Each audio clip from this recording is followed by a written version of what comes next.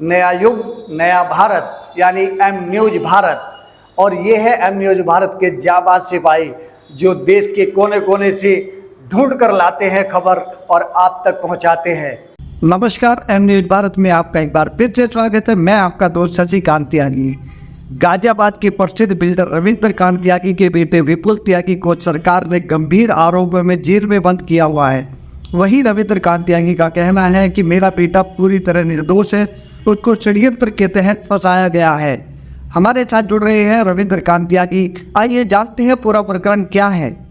मेरा एक बेटा विपुल है, उसके बच्चे स्कूल जाते हैं। बड़ा बेटा 15 साल का है और 11वीं क्लास में पढ़ता है। उससे छोटा बेटा 8वीं क्लास में पढ़ता है और बेटी अभी केजी में पढ़ती है। उसकी पत्नी एक सभ्य, सुसंस्कृत और भगवान में आस्था रखने वाली गृहिणी है। उसकी माँ बीमार रहकर लगातार बिस्तर पर रहती है और मैं उसका पिता सामान्य तौर पर अपना कार्य करता हूँ।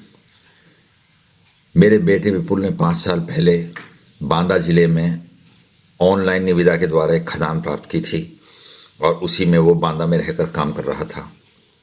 एक दिन अचानक समाचार आता है कि कुछ सादा वर्दीधारी हथियारबंद लोगों ने विपुल को बैंक के सामने से उठा लिया है। हमारा पूरा परिवार भयानक सदमे में आ जाता है। मैं भागा हुआ अपने संबंध के राजनीतिक लोगों के पास जाता हूं और पता लगाने का प्रयास करता हूं कि आखिर क्या घटना हुई होगी बांदा में। क्या उसे किसी अपराधी ने उठा लिया है? क्या किसी बदमाश के द्वारा ये काम किया गया है? क्या उसके द्वारा उसके साथ कोई दुर्घटना हो गई है? और हम सब लोग बहुत असहज हो जाते हैं। रात के 11 बजे तक हम ये पता लगाने का प्रयास करते हैं कि आखिर उसके साथ हुआ क्या है। विपुल का साला अमित भदौली वहीं उसके साथ रहता है, उसकी भी मशीनें चलती हैं।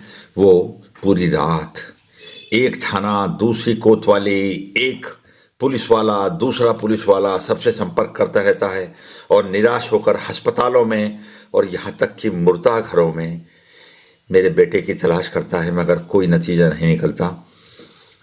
रात भर हम लोग यहाँ बिलखते रहते हैं, परेशान रहते हैं कि घर का एकमात्र पुत्र कहाँ चला गया। उसके छोटे छोटे बच्चे हैं और रात भर उसके सहयोगी बांदा में उसे तलाश करते रहते हैं।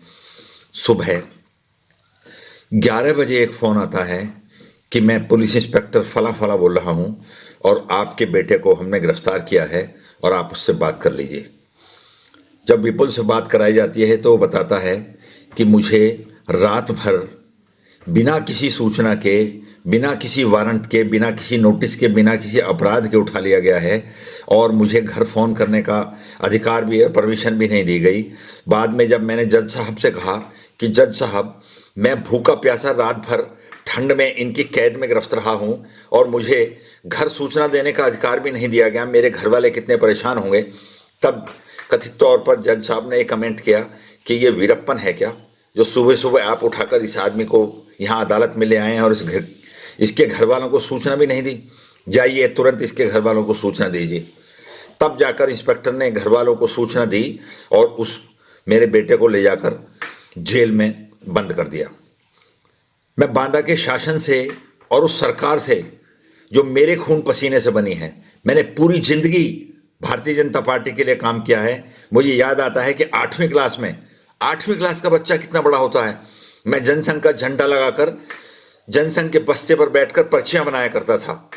मैं 1978 में जब युवा मोर्चा, भारतीय युवा मोर्चा बनी थी, तब गाजियाबाद का भारतीय जनता युवा मोर्चा का अध्यक्ष था। मैं घंटाघर पर लाठियां खाते खाते बेहोश हो गया था। मैंने 18 घंटे पार्टी के लिए काम किया है, पोस्टर लगाए हैं, सीडी हाथ में बगल में लेकर और बगल में लेह का डब्बा लेकर सड़कों पर पोस्टर लगाते हुए घुमा हूं, सड़कों पर माइक पर विज्ञापन करते हुए घुमा हूं, मंच का संचालन किया है, बड़े बड़े पदों पर रहकर पार्टी के लिए काम किया है। पूरी जिंदगी, पूरी जवानी मेरी पार्टी का काम करते करते गुजर गई है। इसके उपरांत मुझे आज ये परिणाम मिल रहा है कि आज मेरे बेटे को पुलिस के द्वारा अत्याचार करते हुए इस तरह का व्यवहार किया जा रहा है। अभी मेरी पोती पीछे आ गई है, इसलिए मैं कुछ शब्दों को गोलमोल करने के लिए मजबूर हो गया हूं। बच्चों को क्या बताऊं, हालात को समझिए। उसका कोई गुनाह नहीं है, कोई गुनाह तो बताया जाए। मैं तो कहता हूं कि अगर मेरा बेटा अपराधी है तो आप उसे गिरफ्तार करें, उसे जेल में डालें, मगर उसका अपराध मालूम है क्या है? उसका अपराध यह है कि वहां के अधिकारियों से वो अपना तालमेल नहीं बना पाया। तालमेल नहीं बनाने का मतलब आप जानते हैं क्या होता है? तालमेल बनाने का वही मतलब होता है जो इस देश में हमेशा चलता है, और ये बदली हुई सरकार में वो तालमेल बनाने का मतलब पहले के मुकाबले और भयंकर हो गया है, दुगुना हो गया है। इसके कारण उसे उठा के जेल में डाल दिया गया है। ये अत्याचार, इस अत्याचार के खिलाफ मैं लड़ूंगा, संघर्ष करता रहूंगा, और जब तक जान में जान है जब तक संघर्ष करूंगा।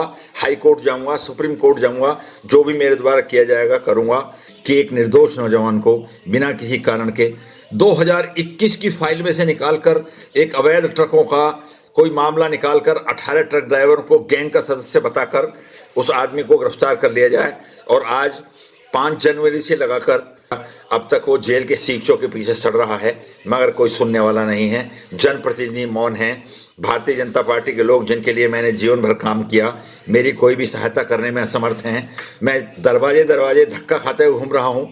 मैं परेशान हूँ चारों तरफ से। मुझे समझ में नहीं आ रहा है कि मैं क्या करूँ, किसके पास जाकर अपनी सहायता मांगूँ, मगर कोई सहायता नहीं मिल पा रही है। और मेरा असहाय परिवार रोते रोते परेशान हो गया है।